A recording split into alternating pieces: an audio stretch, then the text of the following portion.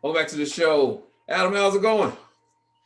It's going well, Steven. How are you guys? Cannot complain, cannot complain. How was your weekend? Do anything exciting? Yeah, so if you follow Instagram, it was my birthday weekend, so Oh, was we it? went out. Yeah, yeah. Sorry, I don't know if you read the captions. I guess not, but yeah, I yeah. did. So my birthday Okay. was on Saturday. Oh, happy Just belated. like, yeah, thanks, Happy thanks. So, belated birthday, Adam. well, thank you, guys. Yeah, so we went to the Shenandoah Valley area, Strasburg, Virginia, and just kind of went to see some mountains and went to some caverns and just kind of got out of town for a little bit. Yeah, that's nice. I miss your birthday parties. Those are always fun. Oh yeah, yeah, they were fun. But I will say one highlight from my birthday was my Stephen Knight show cast Oh! tank top featuring Stephen, Chike, and my personal favorite Adam. Of All course. available on the Stephen Knight Show I website love it, right Adam. now. Well, So yeah, Adam, that was a but gift from Adam, my it looks like wife. you got some guns going on there, brother. Well, sometimes I pick up the milk jugs, move them around.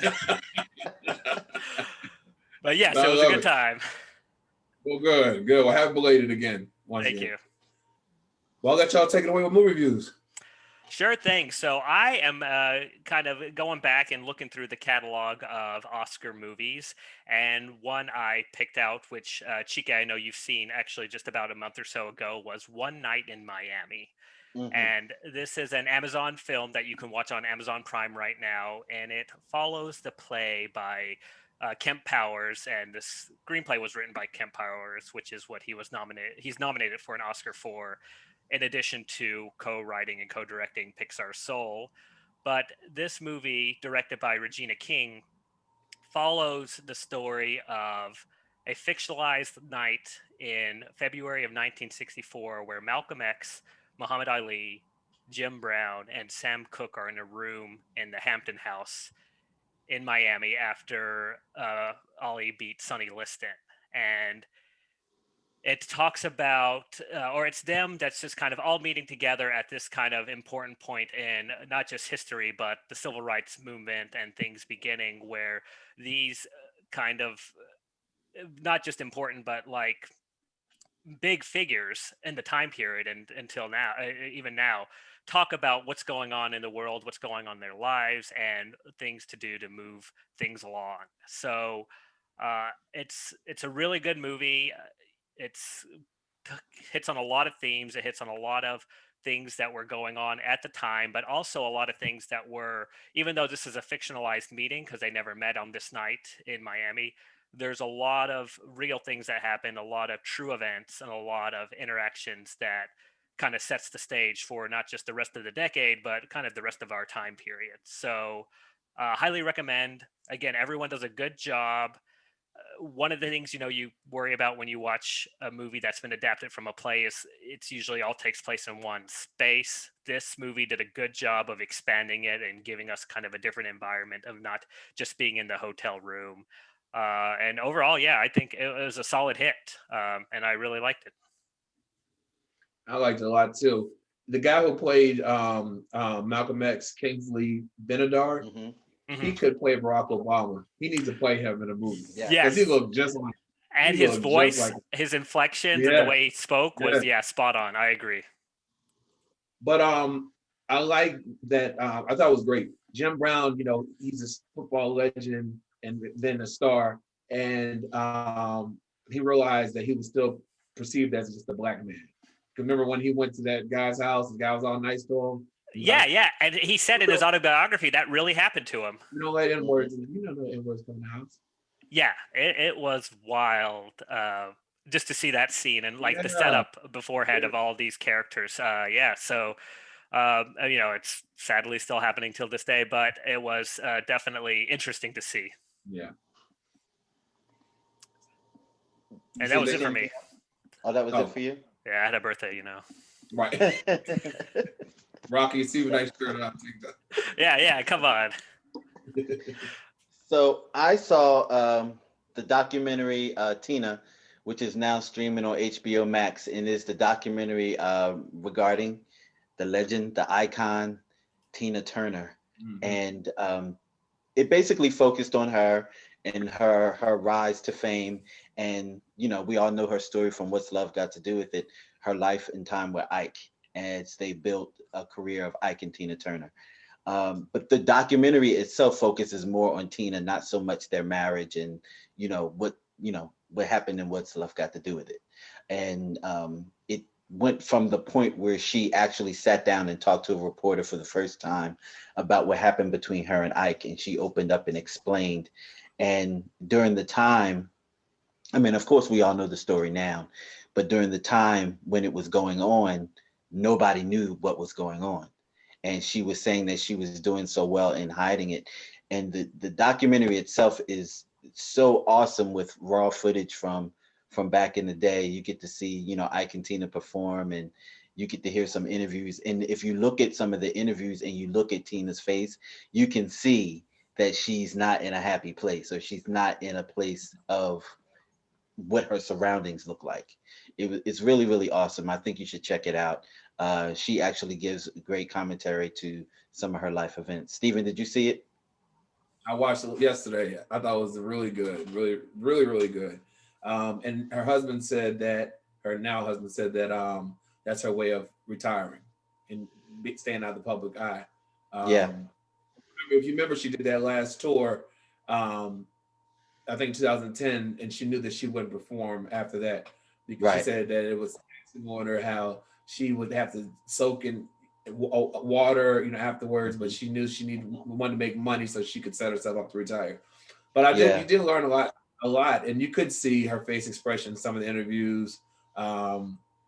It was good. It was really good. Yeah. And then they had Angela Bassett and Oprah and some other people interviewed.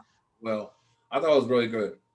So what I found interesting is when, our generation, I mean, I knew Tina Turner when I was a kid because my mom and dad used to play some of those records. So I kind of knew Ike and Tina Turner. But, she kind of disappeared for a while, but then we saw her again, like in the 80s. And I didn't know that she was deep in her 40s at that point. I didn't know that. Yeah. She looked damn good. Like I would have never guessed that she was in her 40s back then. But she was out there with the best of them doing what she did. She was. And she hit the goal she wanted to be a huge rock star. You know what I mean? Yep. She filled arenas. That's what she wanted to do. I highly recommend that. That's a thumbs up for me. Check out the documentary Tina on HBO Max. While we're on HBO Max, well, actually, let me come back to that. I'll talk about The Falcon and the Winter Soldier now streaming on Disney Plus. This is the continuation of the Avengers story, and we broke off with Falcon and the Winter Soldier. We just had WandaVision. That's another chapter with two other characters. We're now talking about two other characters, Falcon and Winter Soldier. And this happens around the same time after the blip. So everyone's back to society. Everyone's trying to get themselves back into the world and get on with the business of things. And they're both trying to find their way on who they are in the world after coming back. I think it's very interesting. I'm loving what Marvel is doing with the storyline with these movies. And the great action, hands down, and they're kicking off the shows from the beginning with great action. I love that. And the storyline really, really has depth. So I highly recommend that. All these movies fused together come up with an awesome and dynamic story. I don't know if people have done that, because Adam, have you gone back and watched some of the other movies after you've watched, the later ones like Endgame and Civil War? Have you gone back and watched any of the other ones? No, actually, that's a good point. I actually haven't really. I mean, I've watched the third Thor a few times because that's just like a fun movie. But I haven't seen the other Avenger movies after Endgame. I will say this, for me, in watching them for the first time, you're following the story, but I really didn't appreciate how the story arc builds. Yeah. Until these newer movies, and then it makes me want to go back and watch them again. and you see the Easter eggs, you see, Yeah. the hints and the clues, and I'm like, oh wow, that's what that was. And then there's even some goose eggs in there that lead to possible future stuff where they could go. That's Nice. the stuff that I wanted to find. So definitely check that out. Disney Plus is on something, just like HBO Max is on something with their whole DC universe. People are hating on the DC universe because some people believe if you are Marvel, then you have to be anti DC, or if you're DC, you're anti Marvel. I don't think that way. I love them both. Hmm. They just tell stories in a different way. Me, I prefer the darkness of DC. I like seriousness with my heroes. I don't like a lot of jokes. I don't like a lot of games. Marvel tends to want to play to the family, and I get that, and I understand that. The whole family can enjoy all their movies. DC, not so much. DC gets right into it, and you might, get a rated R out of them sometimes. I appreciate that. We're dealing in real life here with Hmm. superheroes. So this brings me to Zack Snyder's Justice League. 4 hours long, but so worth it. Oh wow. 4 Okay. hours long, but so worth it. So of course I didn't sit down for a whole 4 hours because that's half a work shift. I can't sit down for a whole 4 hours and watch a movie. Yeah. So the movie's actually broken up into parts already. And I've watched, 2 parts at a time. And it was doable. This movie is not the other Justice League movie. There's Hmm. scenes that are similar, but looking at the whole film, this film goes in another direction. Whereas though I don't want to give you too many spoilers if you haven't seen it, but the other film does not end like this one ends. So from And, watching this film, it made me think that maybe the other film was an alternate universe because they well, do talk about those things in the film. and I heard, again, not to spoil it because I haven't seen it, but I heard this film gives one character justice that the other film almost like eradicated. Like one character has almost no screen time in the original, and again, there's a lot of rabbit holes you can go down. But like if you read about the original one, there's obviously issues with the director and this Mm-hmm. actor that caused a Yeah. lot of this. And then you see the Yep. Zack Snyder cut, and you realize, wow, this is a different movie because Yep. they And actually got along. and a lot of the participants in the film were really gung ho about the Zack Snyder cut. I'll Hmm. say this to anybody, any film fan person, film goers, genre, lovers. This film got made, or I shouldn't say it got made. This film was released because of the demand of the fans. Hmm. The fans demanded it, and they had to do something with it. So, fans, you have the power. If there's something that you want to get out there, you want to push. I remember there was a show on TV that had been off the air for a while. Fans demanded it. It came back. Yeah. So keep at it, keep going. We want more Zack Snyder. I'm actually hearing that the possible last Wonder Woman installment may come from Patty and go to Zack Okay. because they're loving his concept on the characters as opposed to any other Yeah. concepts on the It just character. can't be 4 But hours anymore. This, yeah, yeah. well, look, listen, I'm not mad at that. I'm not mad at that at all. Okay. Uh, Mhm. just like I say, it's up to you. Watch them in parts. Hmm. There will be no way that that could ever be in the theater, ever. They could not put that in the theater. But it was good to watch at home. It was an event. Nice. Did you see it, Steven? No, I'm not watching a movie He for doesn't hours. watch superhero movies. Oh, wow. Not for 4 hours. Ooh. Watch it in parts. Watch it like a long soap opera. Yeah. Yeah. Pretend it's Big Brother. Right. And that's pretty much for me. Queen Sugar's back. Have you been watching that, Steven? Of What do you course. think? Yes. I love Love it. Aunt Vi. I just love her.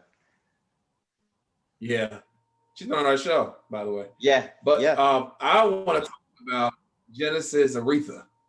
So, as you know, they Oh, have the yes. the blockbuster that's coming out about the life of Aretha Franklin. But National Geographic has their Genesis series, and they did a 6-part episode on the beginning of her life. Mm-hmm. And her family was against this. The Mm-hmm. main reason is no one consulted them. They had reached out to Genesis to contribute, but they were like, "We're good." And I mean, Aretha was a very private person, but I see why the family didn't want this out there. Aretha Franklin was a mess at first. I mean, yes, drinking, smoking. Her dad was a mess, and her dad was a reverend. He was a very he I don't know if I give this part away. Well, I'll give it away. It's already out there. When he was married to Aretha's mother, she was pregnant, and so I'll tell a quick story. So she goes to the store because that husband was out of town. He would travel out for his sermons. So she went to the store to look at the carriage or that they were getting for the baby, and she sees his name on another one, and she asked the woman at the store. The woman was looking like nervous. She said, "Why is his name on this one too?" And the woman was like, "Oh, I'm sure it was a mistake. I'm sure it was a mistake." Da, da, da, da, da. And she was looking. She said, "Well, who else is pregnant in there?" Because they lived in a small town. And she said, "Well, it's someone. It's your church." And so, mind you, this woman had come to her home when she was on the porch asking for her husband, but she said that he's not in town. And the woman was leaving. She was like, "Well, would you come in for a drink?" She said, "No, I'm fine," and she left. And so, so she said it was her that was pregnant. So she said, "Well, I'd like to give her a gift." She said, "Well, I can give it to her." She said, "No, I'd love to give it to her myself. I'm sure it'll come off better." So she goes to the house, and the woman's outside putting clothes on the line, how they do the lines. And she's looking at her because the woman's heavy set. Her 12-year-old daughter comes out rubbing her belly. He had got her 12-year-old daughter pregnant. And Stephen, in allegedly in urban folklore, what rumors have said, and I'm going to say allegedly, that Aretha's first child was her father's. That's the urban legend. Well, I did hear that because I was looking after I watched it, I was looking at some stuff on YouTube. But yeah, so she got pregnant at 12 herself, Aretha, and then she had her second child at 14. Mm-hmm. The way they play it out in the show, he started taking her because he was promoting her music, her singing as a young girl because she was really talented. And so he started taking them on the Chitlet circuit, where they go on the gospel tours, where they were preaching there today, but at night doing everything but. And so he would be out with different women and having orgies and all that stuff, and she would be left alone in her room. And so she'd go looking for him. And so this older man, it doesn't show who she had sex with, but this older man gave her a drink. And this other guy who was a little bit younger, he came over and kind of like got her away from him, and they went dancing off. And then they never say who the father was, but she was a trip. But one thing, she was a strong woman. Her first husband was abusive. He was a manager. He was abusive. He also used to pimp girls out to make money because they didn't make a lot of money. Her dad used to give them money, but after he took over her husband, her dad cut her off financially. But it was really, really, really good. Really, really good. It made you National Geographic does a really good job with their Genesis series. It made you just respect her. Yeah. Listen, I want that soundtrack. Cynthia Erivo sang her face off, and she sang most of those songs. She sang all of them. She said that she had a vocal. They did play some Aretha songs. There were some original Aretha songs, but they couldn't play the ones from the earlier years because I don't think they had the rights to them. But like especially the gospel ones, they did play some of those of Aretha. Well, she said that she worked with a vocal coach to help her break down the dialect in the way Aretha phrased different things, but she did an amazing job. Her voice, I've been a fan of her anyway, but definitely check it out. Her family said, "Don't check it out." I say, check it out because it's good. No, it was really good, and I want to shout out to Tweet and Mila, who were both featured in the film as backup singers, and Dondria. Yes. All right, guys. Anything else? No, that's it. All right. Well, King Kong versus Godzilla. Oh yeah, that's out Wednesday. So yeah, that'll be nice. Yeah, check it out. Well, thanks All guys right. for always letting us know what to spend our time and our money on, and we'll talk again next week. All right, All right. thanks. All right back after this. Steven. Wait, you're still recording?